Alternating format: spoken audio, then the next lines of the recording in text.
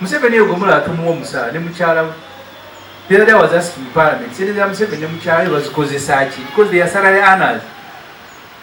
Naye tubagulira okuva ku mpale yanawo yagi buli kimu Museveni abafumbi yatuula wali lubuto n'alya ne bamuteeka mu motoka ne bavuga kyemwamulaba is too comfortable even to think about leaving. At least another 350 ambulances. Museveni n'agamba tewali sente. At his residence, Museveni has 266 vehicles zizimuweerezaawo. Ne bw'ogenda mu Middle East bakabaka abalina sente nyingi abasima amafuta teri alina that sort of luxury. So Museveni yogomula 266 vehicles. His convoy is 66 vehicles. And please, I want you to understand this because I have been advised to speak on political environment in our country. Let me ask a question for which I am inviting no answer. Why are we involved in this? What is it that we are involved in?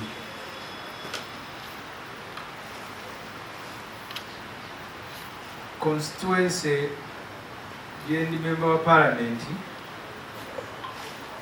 Mademba Wulira, when Nakulira as a younger man, twalina omusajja Masaka nga mugagga ina baasi 27, one person.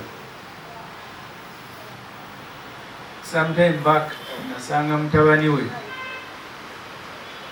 nga baasi zaggwawo omutabani we ng'akola wa driver ng'avuga Abasomali old Kampala naye ng'akamotoka ate kabavugiramu kakadde nnyo. His dad had 27 buses.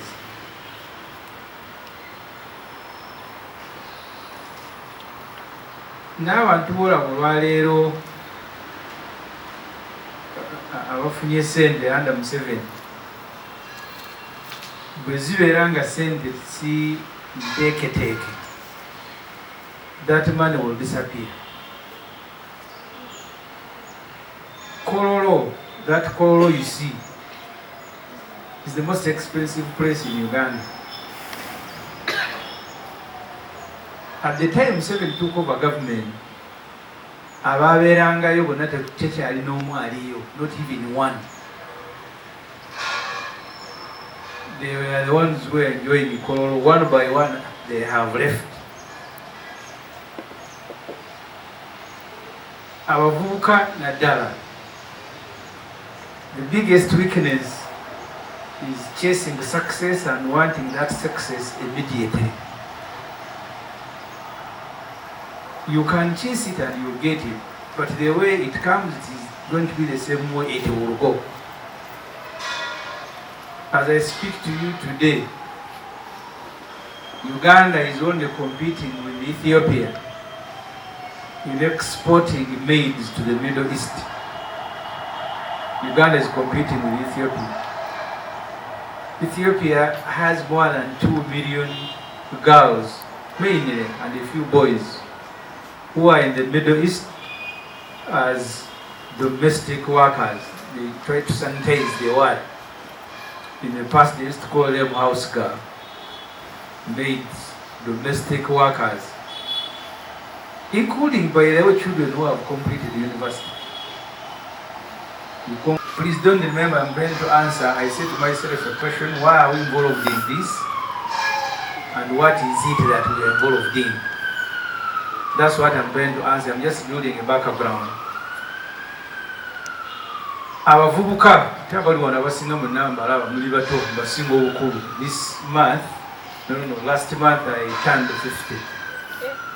So kati nze ndi musajja mukadde. My children have started entering university. Kati mulimu bye sikyakola. Toyinza kumusanga nga nyambadde empale nyimpi ngenze ku beach kulya byennyanja. Baga omukadde ono alulira mu nnyana. That's what my children should be doing.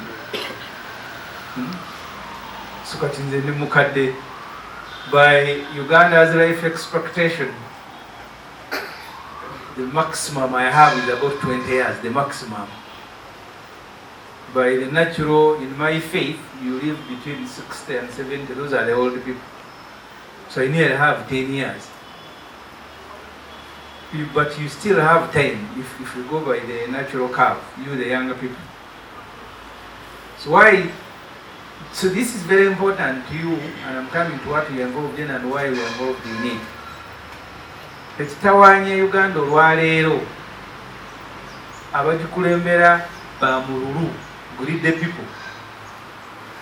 Omusajja yadde ansomesa kye bayita selfish. Omuntu ali selfish yali ebibye naye nga tina ebyabala ayagala kubirya. That's the person who is selfish. So you want to eat what is yours but also eat for others. Ebyabala ebyo nabyo you want to eat it. Kati ekitawaanya olwaleero wano what we are involved in creating kulwana to establish an accountable government. Government eriwo kuweereza abantu. These days abantu abali mu gavumenti bafere. Museveni mufere n'amemu akola n'abafere. Owawulira nga buli radio ennaku zino they are only speaking about PDM. In the budget that we passed, PDM, the total budget for PDM is 1 trillion. The total budget that we passed as Parliament is 52 trillion. Wages and salaries for people who are employed by government is 7 trillion. Wages and salaries. I am one of those who are employed and who are paid by taxpayers. So the wages, emisaala gy'abantu abakola mu gavumenti ne allowances zetufuna ziri trillion 7. Budget twice 53 trillion. 13 trillion is recurring. Recurring is the sente ezigulwako motoka, mafuta, mawulire, stationary.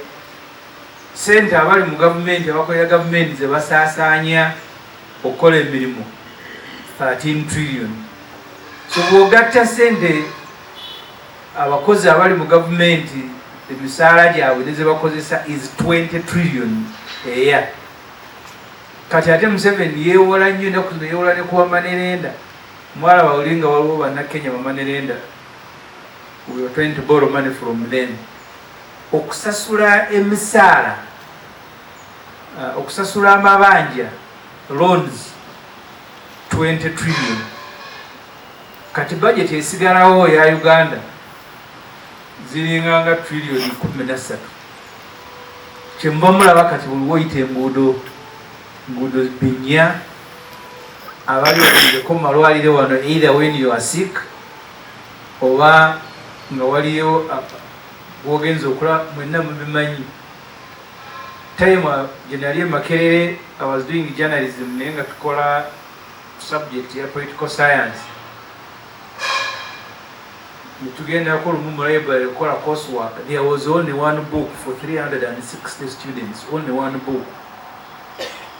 In Makerere, I don't know what the situation is. Nga buli kakona kamezeemu photocopier. Because I don't know if things have changed. Yet Makerere yawanga abaana even money to buy books. What you hear, what they used to call boom, was money to buy textbooks. I went to do a short course at Oslo University in Norway. A course of 6 weeks. Ne bampa ebitabo nga sobola kukomawo nabyo case ejjudde. A course of 6 weeks. Makerere University yampayo textbook n'emu, not even one. Nga batuwa reference ne mugenda buli lecture alina photocopy page 280 ne mu photocopy enkeera. So why are these things happening? That's the point I want to make, and then I'll stop there. About last month I issued a report, because the trouble with many of our leaders is that they don't read. Most of the MPs that you see don't read. So I went back, because I do research sometimes, and looked at the amount of money that we are spending on Museveni, just Museveni as a person. Those who are here, I told you last time. This country called Uganda, ambulances 178 in the public facilities, government ambulances 178. 172 ambulances, they are actually ordinary vehicles. Network ambulance donated by Semujju Nganda mulimu dereva temuli mu kintu kya ambulance na kimu. Ezo ziri 172. Niyo olwokuba kungulu bawandiseeko ambulance ne gwe batwaliramu alowooza ali mu ambulance. So those in public facilities 178. In the budget, the Minister of Health advised that we should buy at least another 350 ambulances. Museveni naga tewali sente. At his residence, Museveni has 266 vehicles zizimuweerezaawo. Ne bwogenda mu Middle East bakabaka abalina sente nyingi abasima amafuta, teri alina that sort of luxury. So Museveni yegomula 266 vehicles. His convoy is 66 vehicles. And please, I want you to understand this. Museveni's convoy, these are the vehicles for Museveni. But it also has vehicles from the military, from police. But what is for Museveni is 66 vehicles. So in total, at his residence, he has 266 vehicles. The country has 178 ambulances. I was in Kasese, they are still carrying patients on a kutia, a sack. They get trees, one this side and then tie and put their patient and put on their shoulders, going to hospital. No ambulance. The president has 266 vehicles. In his office, he has another 400 vehicles. At his residence, Museveni employs 966 staff. I want to share that information with everybody who cares to read. Museveni alina abafumbi 59 cooks, bafumba akalo mulimu 2, bafumba chaps 2 bo babawo omusaala buli mwezi, bafumbira Museveni chaps. 59 cooks. He has 39 room attendants, abaala obuliri bwa Museveni 39. Ate si bokka, alina room attendant n'abayo ne bacleaner. So 960 staff abalabirira Museveni ne mukyala we, ate nga bakadde kuba abakadde bati bakyalya nnyo. So why am I saying all this? Teriyo nsi esobola kukulaakulana. I told I'll give you a micro example. I lost a brother recently. We grew up together. Twakolanga ku kyalo tusomba amatooke ne tukola ki. But my brother wakana agenda n'agula omufaliso, n'agula bulangiti y'amasuuka, naye ng'ate nze musinga amaanyi nga musinga okukola sente. Naye nga mwama bataakulira mu kyalo, twasulako ne ku kutiya nga bateekamu ebisubi. Nga ye yegulidde omufaliso, nze ndi ku kutiya ate nsomba amatooke ku kyalo nyina sente. So the choices you make, ye yasalawo tubidiba ommendu, nze zange nja buli mandaazi, budengo, chapati, buli kye basiika ku kyalo bamanyi nti awo waliwo kasitoma. N'olya n'okuba empiiyi ensi yonna enda. Kati Museveni kyakola ali mu kuba mpiiyi, eggwanga liri mu kufuna buzibu. Gw'olina abafumbi, we need health workers. They are not there in hospital. For you have cooks, room attendant, cleaners, what. That whole list was separate parliament, but as I said, many of them these don't read.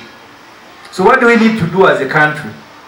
Twetaaga government esobola okukozesa resources za Uganda nezikozesa for production, netuuka ekiseera nga sente ezo zisobola okukomawo neziweereza Uganda.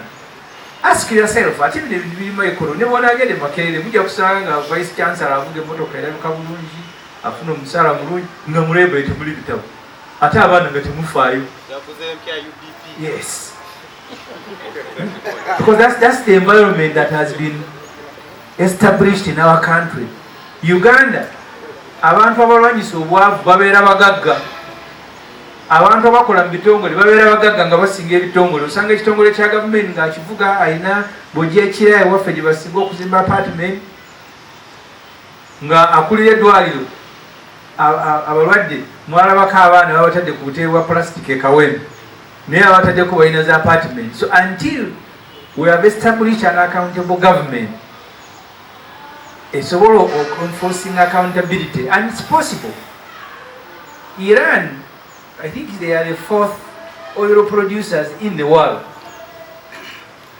One of their leaders, recent leaders, Dr. Ahmed Najad, yayitaliya na mmere ya gavumenti, tatambulira mu nnyonyi ya gavumenti, atambulira commercial flight, yawera red carpet, he even carries food. How do I eat food for the country? Ngate wampa omusaala. Museveni yegomula atumuwa omusaala ne mukyala we. The other day I was asking Parliament, Senator Museveni ne mukyala we bazikozesa ki? Because they are salary earners. Naye tubagulira okuva ku mpale yandawo ya buli kimu Museveni te abafumbi yatuula wali lubuto n'alya ne bamuteeka mu motoka ne bavuga kyemwamulaba is too comfortable even to think about living. And it is our responsibility. So I have given this background for you to understand. The struggle involved in as FDC is not a struggle for position. Who becomes the president at Najanankun? Who becomes the secretary general? Who becomes this and that? What we are disturbing us today is for our colleagues not to know this. Because you can conspire with Museveni. Now we're comfortable. But you have a country. Atenga Uganda eno gyemulaba. You see, ensi zisobola okutereera. You can have a country grow, you can have a country develop. Dubai, economy ya Dubai, you can Google, even now the phones are very good. The economy of Dubai, oil, contribute 3 to 5%. Era osanga be Dubai beewaana, you've seen on social media. They always compare themselves to Nigeria. Nigeria, by the way, in terms of resources, is the richest country in Africa, with a GDP of about 300 billion US, 250, either 500 and 350. I think Nigeria is 500 billion US dollar and South Africa is 350 US billion dollar. In Dubai, we're comparing Nigeria with all the resources. But Nigeria is still a poor country. But about any resources, they have one thing, they have leaders. That's what they have, that's their resource. In Uganda, we hear all the speeches made by Museveni, he will tell you we have everything, and certainly we do. Netukola kwa kuyambako Museveni na family. Kati yesterday was asking in Parliament, we know Museveni atusamoninga. Uyo mchara yatuyise kololo. Kati MPs bali mukola COVID test. Mwala wa Museveni yafuka bishop yabayise bagenda ntebe preaching. You are leaders. Yeah, that level of Kamanyiro. So from the father to wife now to children. Ate family ya bayiya omutawani yayise maje, omwala yayise mu bya dini, Muganda wealth creation kitawa in politics. So therefore, that background was to serve one point, tell you we have a problem at our hands, we need to deal with it. How do we deal with it? That's why we form parties, to collectively work together. Unfortunately, because you have mafias, they have taken over these parties and they continue doing so. They took over DP, they took over UPC, now they came for FDC. The fight we're involved in right now is to save that platform. If we don't, either we form another one which will also be taken off. Because we must make it extremely expensive for Museveni to think or even attempt to take over a political party. In the past, he has been compromising and taking over one leader. You take Chibazanga, you say, okay, this one can go. Semujju can go. Bet Kamya can go. I think now he's tired of taking over individuals. He now wants to take over institutions. The same way he has done. Makerere, today I am not sure we can have a debate at Freedom Square. But for us, we used to go there, debates, even protests. But these days, you're also being ruled at a gunpoint. So that will go down to every unit of life. I remember when I joined Makerere, we were told by the Guild Minister for Health that the only place in Uganda where I have total freedom is Mackay, including freedom to commit suicide. Today I am not sure that that freedom is still there. So therefore, because I said I will take leave, permanently resumed yesterday and a bit of work, I want to thank the organizers, mainly the FDC Youth Reach, the FDC Women Reach, and the Deputy Road Mayor, Honorable Nyanju and Honorable Mayor, the ones who are responsible for this meeting. I have said many things. I want you to remember two. First, we have a problem at our hand. That problem I have just given some illustration, but in life you will see it. And so our country, you sympathize. The other day Museveni agamba kati asinga okumanya okubanyisa obwavu mu Uganda mutowe sali musale namukwasa sente za NADS twali tugiwa mu budget 450 billion kati salage n'alwanyisa obwavu. Olunaku lwe yatuuka bajjako billion 9 ne bagula mmotoka ez'okulwanyisa obwavu. They brought some soldiers in Mackay for training. Olwamala nti kati bimulemye kati katulete miyoga, tulete emyoga anda kasoro kati ne PDM anda majezi. Era abantu bakyalina nti bagenda kugagawana. So we have a problem at hand. That problem we must sort it out, or else each one of you become a candidate for either domestic worker in the Middle East or to go to any other destination. There, you go to all sorts of destinations and you are going to meet Ugandans, including, most unfortunately, graduates that you spend so many years at the university. You graduate, there is no job. No going to call a worse car in Dubai. I told you and I told people in my constituency, that this to be the last exam, how painful it can be. Emirates, abenyonyawo bakola business n'akajanja. So one time I go to Dubai, nga okuyingira mu toy abatambudde business, kuyingira mu toy, they have stationed someone to welcome you. Can you imagine ng'olimo gwakwaniriza bayingira toy? Nagamba you're welcome sana zandabirwamu, you don't see them but they see you coming. So na banyaniriza nenyingira mu nebikolebwa mu toy mubimanyi. I don't have to go deep. Bwemala ne banebaza thank you very much ne banzigulyawo ne ngenda. Omuvubuka nga ngamba nti nze ndi weeyogerere and he's very happy. Graduate yava weeyogerere ali Dubai ku kisaawe mu business loan. Omulimu ogwo gwakugulira bayingira mu toy kakati na kubebaza bye bakoze n'abasiibula. You guys are laughing, but you are candidates for that because your economy has been run down by mafias. You may actually not qualify because there are many people who want to go and do that job. Go yaniriza abagenda mu toy bwe bamala n'obebaza. Bino byenjogera, it's not in heaven. You can ask. So we have a problem at our hands, we need to deal with it. My message to you, the university chapters, the young people, do not get disappointed and give up because you have been disappointed by one or two leaders. Just strengthen your chapters where you are. Museveni and his group wanted to take over power when they were in secondary schools. The debating clubs at Intare, up to Dar es Salaam University, there is none in Nairobi. So your ambition should not be take over when Museveni is tired. You must actually retire him. But if you have an ambition, Mulina Museveni Rwana Gokutakanga Mugaba Afe, ayinza okuwanga mwagenda Middle East mulimu bwa askari muli eyo kulole mutika musenyu. Thank you very much for listening to me.